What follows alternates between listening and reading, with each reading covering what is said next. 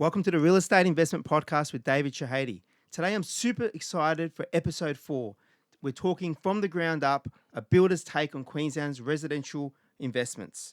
Right now in Queensland, we've got a full-blown housing shortage. Demand's rising, approvals are slow, prices are climbing, and every month we fall another 1,100 homes behind the government's 2044 target.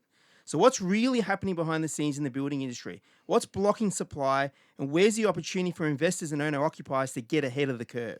Today I'm sitting down with Corey Wellbeing, Business Development Manager at one of the builders in Brisbane on the ground, who's not only in the game, but deep in the trenches every day against Southeast Queensland. We're talking land scarcity, fast-moving contracts, policy bottlenecks, and the levers that actually move the needle in this climate. Whether you're looking to build, invest, or just understand the state of play, this is one of those conversations you can't afford to miss. Queensland wants to build 1 million homes by 2044, but we're already way behind. Let's talk about why, Corey. What's your take? And welcome to the show. Thanks, David. Nice intro.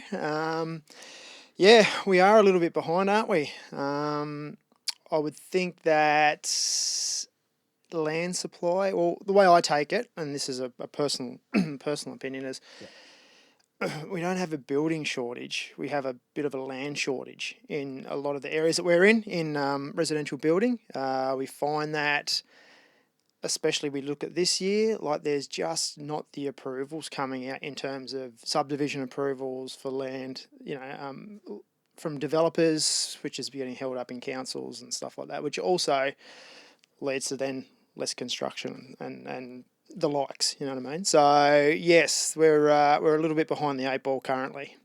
Amazing. What do you think is causing that? I think there's a lot of red tape in councils, you know what I mean? Like the time from developers lodging to going through the process, consultants, everything looking, and then coming out the other end, it's taking years. And unfortunately, we don't have years. And the scarcity. That's the reality from where we're sitting. Yeah. What needs to happen to shift this? It's a very good question. Yes. I think there just needs to be some more consultancy with the builders on the ground as well. Yes. Talking to the developers, talking to council, what we're seeing, because it feels like people in councils and the regulatory bodies, they make the decisions and then you don't feel the flow-on effects for a little bit longer, you know what I mean? So we have a scarcity at the minute and, there's nothing sort of changing. Like literally the other day, we seen a development that released a stage, and in that stage, 15 lots. Yep.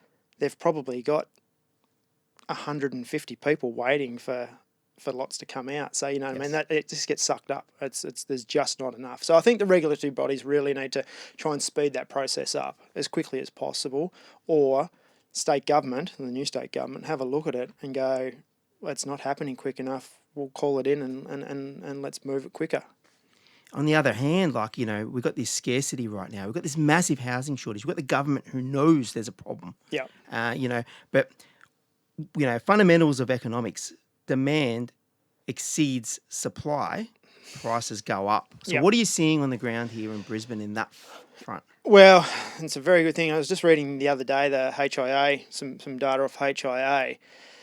I looked at, say, from, I think it was just 2020 to 2022, sort of those sort of quarters. The land price, let's call it 200,000, which is around it was, over that period of 2 years went up to 240, but there was 4,000 lots being approved and coming on, and you know what I mean? And then from 22 now to, I think it was September 24, they're falling away to 1,000 lots a quarter, 1,500 lots a quarter, but the cost, because the demand has gone from $240,000 a median lot up to 400,000 across Greater Brisbane. So that's the scarcity is dropping, but the price is going. So it's becoming really quite unaffordable for some people in that space. Yeah. And what we're also seeing on the other hand is a market that's booming, aren't we? And no signs of slowing down. What you're out on the ground at the moment, talking with land developers, you're seeing it firsthand. Some tips there. What do you look for when we're looking to acquire land right now? That's so the areas are critical. You know, like you look at the Western Corridor, for instance, and there's really good infrastructure going out there. You look at places like Providence, Ripley Valley, you know, all through that there's infrastructure being placed into there. So those areas are terrific. You know what I mean? They are getting more expensive now. I remember a long time ago that you go out to Ripley and you could land as far as the eye can see, and you go out there now and it's a booming little place. Yeah, infrastructure is the key. You know, growth, where it can go, can land push to the next suburbs and things like that. That helps. What type of employment is in the area? You know what I mean? Are there more industries going there? Are there more commercial, industrial areas opening up for jobs and employment? And transport. You know what I mean? That's the big one, because a lot of people still work in the city, but they need to be able to drive 10, 15 minutes to a hub to catch that train or that bus, or so that's sort of what we look for when we're moving into certain areas. You know what I mean? North side's the same. Yeah, that's and the it's key the trends as well, isn't it? And it's like, because a lot of people can get caught up in, you know, where do I go right now where I can invest and buy a home that's going to actually do well as well, and it's not necessarily what infrastructure is there right now. It's what's coming to the area, and it's because those areas there haven't actually taken off yet, but they're going to end up taking off because the trends of the infrastructure coming through is going to mean the areas are going to be more desirable in the future. Correct. It's one of those ones where, yeah, you got to sort of foresee the future a little bit, but you also have to look at what's pushing out. So we use the Western Corridor as a great example, for instance, because we've been there for a long time. Yes.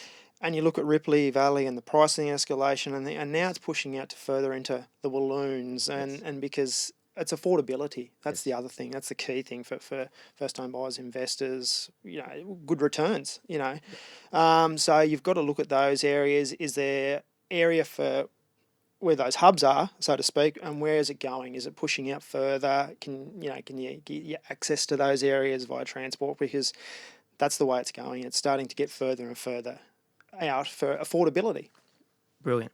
A lot of our investors are looking to build. A lot of first home buyers are looking to build. You know, there's great incentives out there. The government's encouraging building. Yeah. You know, for an investor, they can pay stamp duty on the land only and not have to pay stamp duty on the full product. Yep. They're also able to claim additional tax benefits to be able to get more money back in their pocket. Yep. And building's got a whole range of benefits, both for those markets. First home buyers in Queensland, there was a $30,000 grant there. There's different grants all across Australia depending on the state as to incentivising and mostly encouraging new builds. Yep. And yeah, just keen to hear your thoughts there on, looking to build. What would be the big points that someone needs to look at when they're engaging a builder? It would be, I would certainly be looking at, how long has the builder been around? Have they made it through that whole 2020 COVID period? Because it was a brutal time in the construction industry, you know what I mean? And a lot of builders and construction companies and trades, went to the wall, which is really sad for everybody. If people come through that, what's their reputation like? As their, can they go and look at their quality? Can they have references, you know what I mean, like to someone that's already been built or things like that? So we look at that. We've got a lot of word of mouth for our company, which is terrific. So those are the sort of things that you would look at. What quality products do they put into their house? You know what I mean, warranties, all that type of stuff is really important when you're trying to select a builder to see, are they the right ones for you? You know what I mean? And the people and the staff that you talk to, you know what I mean? Like good communication, do they get back to you, all that type of stuff. So that's really important because it is a personal thing and it's a big money spend. So you want the people that are actually invested in helping you. And we see a lot of people get caught up in bait. There's advertisements out there with the builders, Let's talk a little bit on that. Yeah. What to be wary of there. Oh, it's very hard because there's, you've got the bigger home builders and, they advertise, their advertisement is, large and wide in scale and stuff like that. So for us, we're doing more turnkey, full turnkey product. So you build with us, landscaping, everything, put the key in the door, that's it. So we don't advertise on TV and such, you know what I mean? We work through, like I said, word of mouth and closely with groups like REIF and things like that. So Yeah, it's horses for courses. You know what I mean? That one's massive. You said full turnkey. Yes. Yeah, and a lot of builders don't deliver that product. Some don't So know. what Yeah. what would that look like when you do versus you don't? So a lot of the times you might see a really great price and you go, oh, terrific, I'm going to go with this person. And then you go, but then, the landscaping's not included and the fencing and some outdoor tiling or, window furnishings and all that type of stuff. So you go, oh, I've got to get this great price, but it's plus, plus, plus, plus, plus. Another big one is looking at the soil. There's usually a little asterisk since it's an S-class slab. And then when they go to the soil tests, it's a H or something. And then all of a sudden that cost gets passed on to the client because it's an added, you know what I mean? So where we are just, this is the price, that's what you get. Everything's included, you know what I mean? So it's peace of mind for the client that when we start, they're getting the whole house is done when we hand the keys over. Massive. So massive thing to look out for. Full turnkey. Yep. Keyword, fixed price. Yep. Keyword.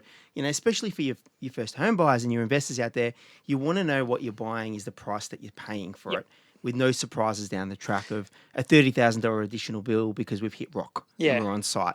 We want to know that they're fixed, and a lot of people do fall into that trap. Yeah, they do. So It is. it's awesome there that quality is important. Quick turnaround times are important. Yep. You guys are one of the fastest that we've witnessed out there, being able to get out on site and get these builds done to a good standard and also turn them around quickly. Super important for an investor and for anyone building out there, and it can make the difference between a 4, 5, 6 month build to a 18-month build, and all surprise cost, which is just should never be on anyone's radar to have. No, and that is correct. And we pride ourselves, our girls on site, and our site supervisors, construction man, they're all unbelievable. You know what I mean? It's a credit to them that everything's so well organised, and then that's being organised and communication is key. It makes the building process really smooth and quick. That's the beauty about it. Beautiful. Yeah.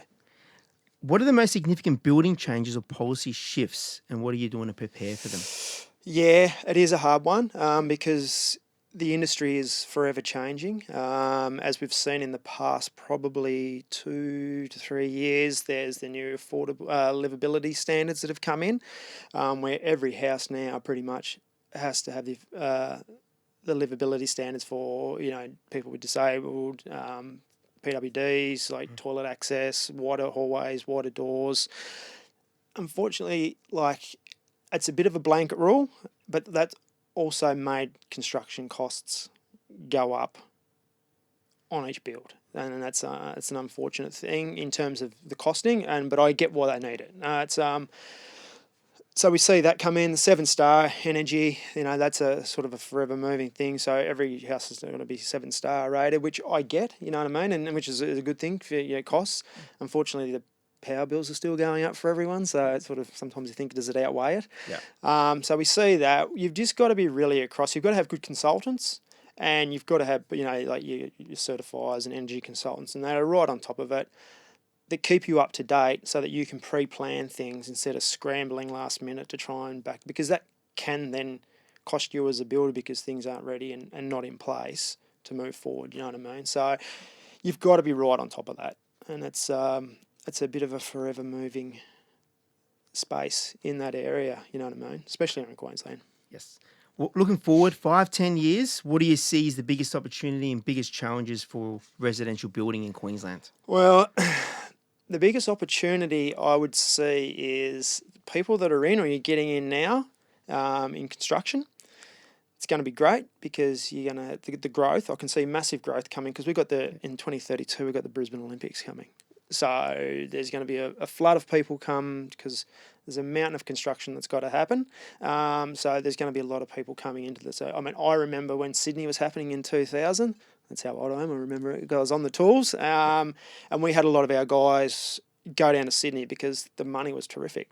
And so you're going to have that opposite come up here. That's also going to be the biggest challenge from a builder's point of view because there's big companies, there's big money, there's and retaining your trades within your company just to keep working and building, like the humble little house, as opposed to people getting to go and work on the Olympic Stadium at Vic Point or the new swimming stadiums and stuff like that. So That's going to be the biggest challenge in terms for construction, I see. But I also think that, yeah, if you're getting in now in terms of, investors, first home buyers, you're going to see that growth, which is going to be terrific, you know what I mean, in terms of wealth creation or first home buyers. Because we even think of first home buyers have to be an investor too, because it's their first home. They want to move to their second one. They want to be able to step it, you know what I mean? So that's going to be a double-edged sword, so to speak. So yeah, Love that, and love that the first home buyer mentality. A lot do get caught up with that emotion, and we often talk about, if you can view buying a property, with logic and numbers and yeah, knowing that it's the sensible thing to do with a mindset of going, I'm looking to build wealth here, yeah, as opposed to the dream home, because the dream home can come, and right yeah, now with this massive shift we're seeing in the Brisbane property market and all across certain locations too, it's like if I can get into the market right now with a price point that I can afford and pick up the grants, $30,000, was floating around in Brisbane, for example, yeah, and then you got LMI, no LMI schemes, and then you've got, no stamp duty for first home buyers, and you add all these incentives up, and you can quickly say there's, between $50,000 and $70,000 on the table for a first home buyer yeah, when you can get all these incentives, where you're getting into the market with 5% in, but the yeah, 30K can help cover that. yeah, In some cases, we're seeing first home buyers getting in with 10,000, 20,000 of their money once they take all the, yeah, incentives, and in some cases even less, depending on yeah, their situation. Huge opportunity to go, this is a stepping stone. I'll live in it. yeah. Doesn't mean I have to live in it forever. No. But the market and, the scarcity and the shortage we're seeing, prices are booming because the demand's there. It's, Generally, yeah, your first home's it's not your forever home. That should be one of your main investments yes, because that's, like you said, that's your stepping stone. Your forever home will come, yes, which is, like it can be 5, 10 years around, but you've got to have that, I think, for first home buyers, and we see it with the people that build with us. It's a investment mentality. Get in where we can, realize it's never going to be forever, let the growth happen, which we've seen, and then, either move that on, refinance, go to your next home. And we've been lucky. We've had, 2 or 3 people more come back to us for they've bought their first home and they want us to build their second home. You know what I mean? beautiful. Which is terrific for a builder because it's validation that you're doing the right thing and, Yes. and the quality. But yeah, I truly believe that, yeah, and that also lends to some of the regulatory things that we spoke to about that we need probably a little bit more density because you look at some of these estates now Mm. and they're almost priced out of that 750 bracket. So if they look at it and go, well, we'll put some more density, some smaller housing, that's a stepping stone. We always talk about stepping stones. Get in, and then you can work your way through the bigger blocks, because it's forever changing. And unfortunately, at the minute, lots are, well, unfortunately, getting smaller, but also getting more expensive. You know what I mean? And that's just a forever changing thing. So it's yeah. A success story that you can think of, let's say in the last 12 months, where someone's got in at a certain price point, being able to see through this construction and come out the other end. What's that look like? I think not so much in the 12-month period, but I know of, in the past few years because we, like especially when we had the shortage on trades and, that whole period was a nightmare for everybody. Our clients, we got in, they had the mentality of let's get this finished. And, as soon as you hand the keys over, there's no more uncertainty for a client, you know what I mean? It's theirs. And, they've gone through that process and they've watched their property go from, 415,000 out at Ripley to 700 or something like that, and that's really terrific. You know what I mean? They've got in, we built it for them, and they've reaped the rewards. You know what I mean? And then they come back for their second one. You know what I mean? And So that and 300K uplift has been witnessed over the last few. I've seen we would have I don't even know a number. Like it's the amount of clients that have purchased, a smaller terrace style home, and then what they've been able to refinance, sell, and move into a bigger home, which is terrific. You know what I mean? Or add to their portfolio. Through Roof, I'm sure that you've seen it too. Some clients have done really, really well in their wealth creation and their construction.